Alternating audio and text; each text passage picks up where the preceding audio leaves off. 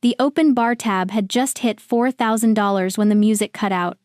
My nephew, Connor, swayed by the DJ booth, holding a glass of the top-shelf scotch I'd paid for. He tapped the microphone, grinning like he was about to deliver a punchline. He was. "Here's to Aunt Grace," he slurred, pointing right at me. "She pays for everything, because she knows the truth. With those drying eggs and that personality, the money is the only reason we keep her around." I waited for the gasps. Instead, the room exploded in laughter. My sister, Ashley, laughed the hardest. I didn't cry. I just froze, processing the raw data of their cruelty. Drop a comment and let me know where you're listening from, and what time it is for you right now. I'd love to know who's part of our community. I didn't storm the stage. I didn't throw my drink or grab the microphone to defend myself. Emotional outbursts are messy, and I don't do messy. I simply set my untouched champagne on a passing waiter's tray and walked toward the elevator. The sound of their laughter vibrated through the floorboards, following me like a static charge. It didn't hurt anymore. It just clarified things. In the back of the Uber, the city lights blurred into streaks of neon. My phone buzzed in my clutch, probably Ashley texting to say it was just a joke, lighten up, or my mother demanding I come back before I embarrassed them. I powered it off. By the time I keyed into my apartment, the heat of humiliation had cooled into something sharper, something icy and absolute. I walked into my home office and didn't bother turning on the lights. The blue glow of my laptop screen was enough. I logged into my banking dashboard. I am a data scientist. I look for patterns, for inefficiencies, for bad data. And looking at my scheduled transfers tab, I saw exactly where the system failure was. First was Connor, $3,850 a month for a loft in the trendy district. He wanted to be a man? He wanted to mock the woman who paid for his lifestyle? Fine. I highlighted the standing order. Click, cancel. The recurring payment vanished. Next was the pending wire transfer, $22,000 for his upcoming semester tuition. He called me a sad ATM. Well, this ATM was officially out of service. Delete. Finally, my parents. $1,200 a month labeled medical support. Money they took with one hand while pointing at me and laughing with the other. They thought my generosity was a duty. They were about to learn it was a subscription, and their trial period had just expired. Terminate. I sat back, the silence of the room wrapping around me. Connor had mocked my drying eggs. He'd reduced my entire existence to a biological timeline, ignoring the empire I'd built with my own mind. They thought my career was a consolation prize for being unlovable. They didn't realize it was the only reason they were eating steak tonight. My independence wasn't a tragedy. It was the blade I had just used to cut the cord. The screen refreshed. 0 scheduled transfers. The balance settled. It wasn't revenge, it was just a correction. And for the first time in years, the numbers finally added up. People ask how a data scientist, someone paid to spot trends and anomalies, missed the pattern of her own exploitation for a decade. The answer is simple. I didn't miss it. I was built for it. In my family, roles were assigned at birth like a factory setting. Ashley was the golden child. The protagonist. The fragile ornament that needed to be protected at all costs. I was the infrastructure.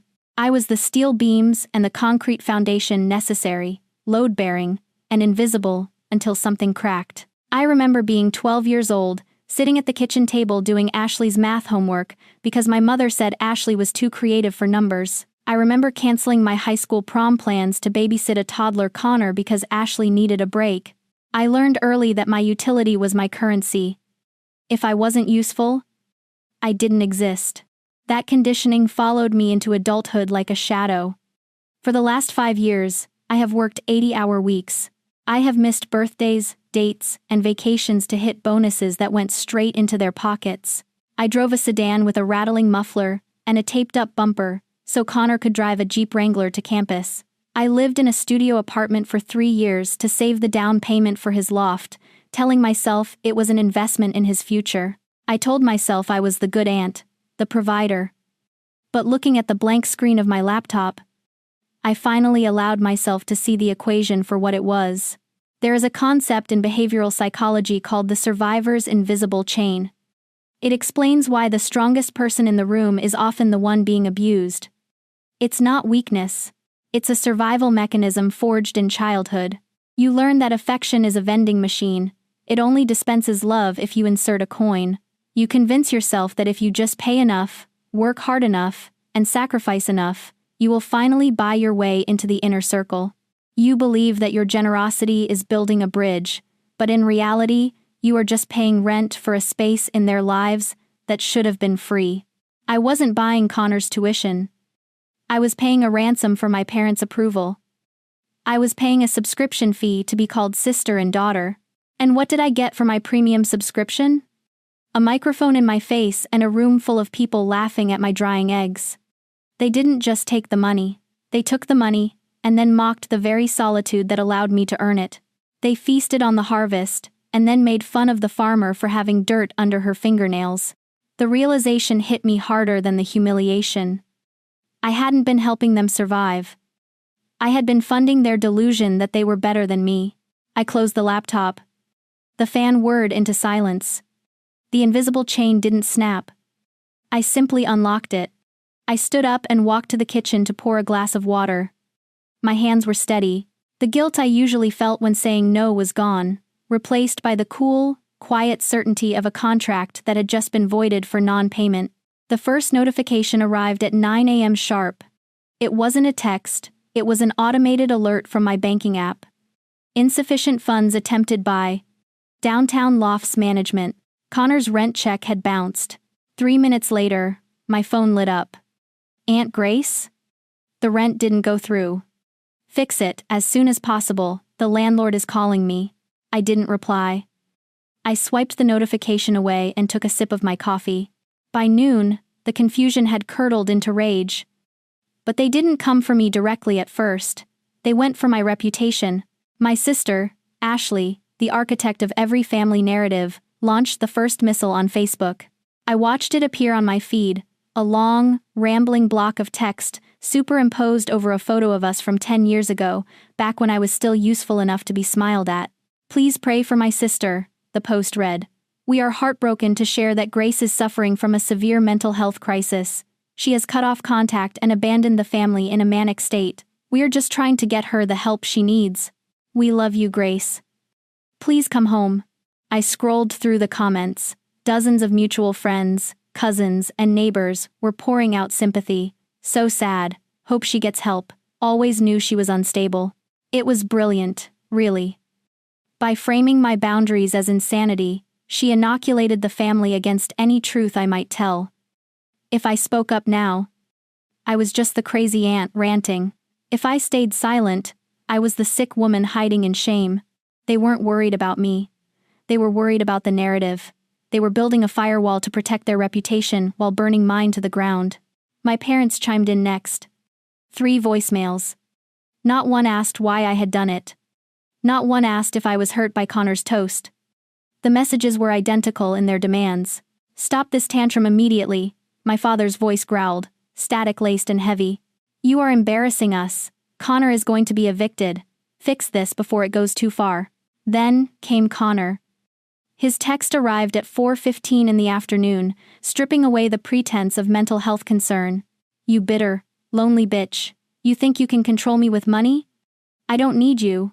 I have my internship starting Monday. Once I get my signing bonus, you're dead to me. I stared at the screen. The internship. I had almost forgotten. Connor wasn't getting that prestigious tech placement because of his grades, which were mediocre at best. He wasn't getting it because of his charm. He was getting it because I had spent 6 years building a professional relationship with the director of engineering at that firm. I had vouched for him. I had put my own professional capital on the line to open a door he couldn't even reach the handle of. He thought he was independent? He thought he didn't need me? I opened my work email. This wasn't family drama anymore. This was professional integrity. If Connor behaved this way with family, how would he behave with sensitive company data? How would he treat subordinates? Vouching for him wasn't just nepotism now. It was a liability. I drafted a new email. Subject line: reference withdrawal regarding Connor Jameson. I kept it brief. I kept it lethal. Dear Director Evans, I am writing to formally withdraw my character reference and professional recommendation for Connor Jameson regarding the upcoming internship program. Recent events have brought to light a significant lack of integrity and judgment that I can no longer professionally endorse. I cannot in good conscience vouch for his conduct or reliability. I apologize for any inconvenience this may cause. I didn't hesitate. I didn't feel a pang of guilt for ruining his future. I was saving my colleague from hiring a liability. I was saving my own reputation. I hit send. The email swooshed away. The consequences were no longer just financial, they were systemic. Connor had threatened to cut me off once he got his bonus. I just made sure there wouldn't be a bonus to get. The whisper campaign could run all night on Facebook, but in the real world, where merit mattered, I had just shut the lights off. Most people would have looked at Ashley's smear campaign on Facebook and felt hurt. I looked at it and saw a data anomaly. Why was she so aggressive? Why the frantic need to paint me as mentally unstable immediately? A logical adversary would try to negotiate first. Going straight to the nuclear option of destroying my reputation suggested panic. It suggested she was hiding something that she was terrified I would find if I started looking too closely. So, I started looking. I sat at my desk and pulled up the master ledger of my medical support payments. For 3 years, my mother, Stacy, had requested extra funds on top of the monthly allowance. Dad's heart medication went up, she'd text. Or, the insurance denied the MRI, we need $3,000 by Tuesday. I always paid. You don't negotiate with a parent's health. But tonight, I treated those transactions like an audit. I opened 2 windows on my monitor. On the left, my bank transfer history with dates and amounts. On the right, Ashley's Instagram feed. My sister is a narcissist. She archives her life for public consumption. She leaves a digital footprint heavy enough to track from space. I scrolled back to June 12th of last year. Bank ledger. Wire transfer. $3,500. Note. Dad's emergency cardiac consult. Instagram. June 14th. A photo of Ashley and Connor in Cabo San Lucas. Caption. Last-minute getaway. Number blessed. The flight dates matched the deposit clearing time perfectly. My father didn't have a cardiac consult. He funded a margarita binge. I kept scrolling, my heart rate slowing into a cold, rhythmic thud. October 4th. $1,800 sent to mom for dental surgery. October 6th. An unboxing video on Ashley's story. A vintage Chanel clutch. Treat yourself, she chirped to the camera. February 1st. $5,000 for Dad's deductible. February 3rd. The down payment on Connor's leased Jeep. The pattern was absolute. The correlation coefficient was 1.0. There was no medical crisis. There never had been. My parents weren't sick, they were money launderers. They knew I wouldn't fund Ashley's vanity directly. I had refused to pay for her vacations years ago. So they invented a tragedy I couldn't say no to. They weaponized my fear of losing my father to fund the lifestyle of the daughter they actually loved. They had looked me in the eye, feigned illness, and taken my money to buy the very golden child status Ashley flaunted in my face. I wasn't just the family bank. I was the mark in a long con. I didn't scream. I didn't throw the laptop. I simply opened a new file titled Forensic Audit. I took screenshots. I downloaded bank statements. I matched every lie to every purchase. I built a timeline so undeniable that even their gaslighting couldn't bend it. They wanted to claim I was having a mental health crisis? Fine.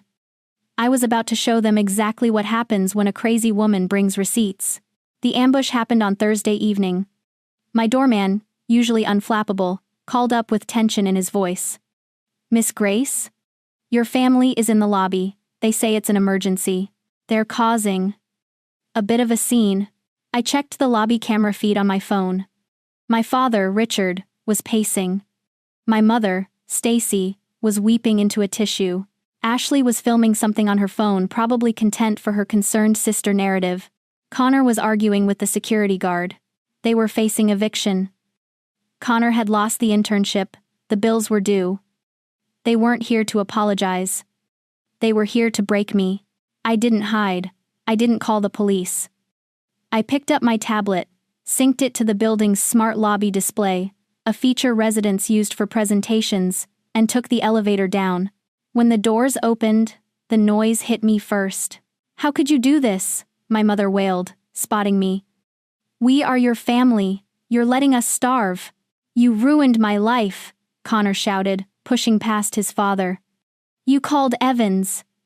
You got my offer rescinded. You jealous, vindictive." Ashley stepped forward, phone recording. "Grace, please, just talk to us. We're worried about you. This isn't you." I walked past them to the center of the lobby. I didn't raise my voice. I didn't engage in their drama. I simply tapped my screen. The massive LED wall behind the concierge desk flickered to life. A single spreadsheet appeared, magnified to 5 feet tall. The family ledger, 2014 to 2024. The room went silent. "Total contributions," I read aloud, my voice echoing slightly in the marble space. $420,000. I swiped. The next slide showed the forensic audit. June 12th. $3,500 for Dad's heart condition. June 14th. Ashley check-in at Cabo San Lucas. Cost of resort suite, $3,400. My mother gasped. Ashley dropped her phone. I swiped again. October 4th. $1,800 for dental surgery. October 6th. Chanel Classic Flat Bag unboxing video. Price, $1,750. I turned to face them. They looked small, exposed. The narrative of the suffering family disintegrated under the bright, cold light of the data. "You weren't sick," I said to my parents. "You were laundering my labor to fund her lifestyle." "Grace, it's not like that," my father stammered, his face gray. We wanted everyone to be happy." "No," I corrected. "You wanted her to be happy. You wanted me to be useful." I played the audio file next. Connor's voice boomed through the lobby speakers. "You bitter, lonely bitch. Once I get my signing bonus, you're dead to me." The doorman looked away, embarrassed for them. Connor turned a bright, furious red. There is a sociological concept called the delusion of the empty wallet. It explains why the people who depend on you the most often hate you the loudest. Their power, their status, their very survival is rented. It belongs to the person holding the wallet. Deep down, they know they are frauds. They know their lifestyle is a costume paid for by someone else. And when that funding stops, their ego collapses. They don't hate you because you left. They hate you because your absence reveals that they are nothing on their own. I looked at them, shivering in their designer clothes I bought, standing in the lobby of a building they couldn't afford to enter. "I am closing the account," I said, permanently. "Do not contact me again." I turned back to the elevator. Behind me, I heard my mother sobbing for real this time, but I didn't stop. The numbers were balanced, the audit was complete. The fallout was swift. It followed the laws of physics. Without a foundation, the structure collapses. Connor lost the apartment within 3 weeks. With his internship offer rescinded and his credit score ruined by the eviction, he had nowhere to go but Ashley's guest room. I heard through a mutual friend that the golden child is finding it much harder to maintain her Instagram aesthetic with an unemployed 20-year-old sleeping on her white linen sofa. The friction is palpable. Now that she has to pay for him, he's not a promising young man anymore. He's a burden. My parents sold their house. The gossip in their social circle was too loud to ignore. Financial infidelity is a stain that doesn't wash out at the country club. They downsized to a condo they can actually afford. I haven't spoken to them. I haven't sent a dime. As for me, I bought a small cottage on the edge of the city. It has a garden I tend to on weekends and a kitchen table that has never seen a loan document. Last night, I went to dinner with 2 colleagues. When the check came, I instinctively reached for my wallet. My friend Sarah stopped my hand. "I've got this," she said. "You got it last time." It was a small moment, but it nearly broke me. For 32 years, I thought love was a tax I had to pay. I thought if I stopped paying, the table would empty. But sitting there, listening to the laughter that didn't cost me a cent, I realized the difference between being alone and being lonely. I used to be lonely in a room full of family. Now, I am alone in my cottage, and I have never felt more complete. I want to say something to you, to the person watching this, who feels like the outsider in their own bloodline. I know you. I know the ache of standing on the periphery, watching the warmth being distributed to everyone but you. I know you think that if you just give a little more, sacrifice a little more, they will finally invite you in. They won't. You cannot buy a seat at a table that was built to exclude you. Cutting them off isn't cruelty. It is the only way to find out who you really are when you aren't holding up the weight of their expectations. It is terrifying to let go, but I promise you, the peace on the other side is worth every second of the fear. You are not a resource, you are a person, and you deserve to be loved for free. If this story resonated with you, if you've ever had to buy your own way into your family's heart, share this video. Let's remind each other that we don't owe anyone our survival.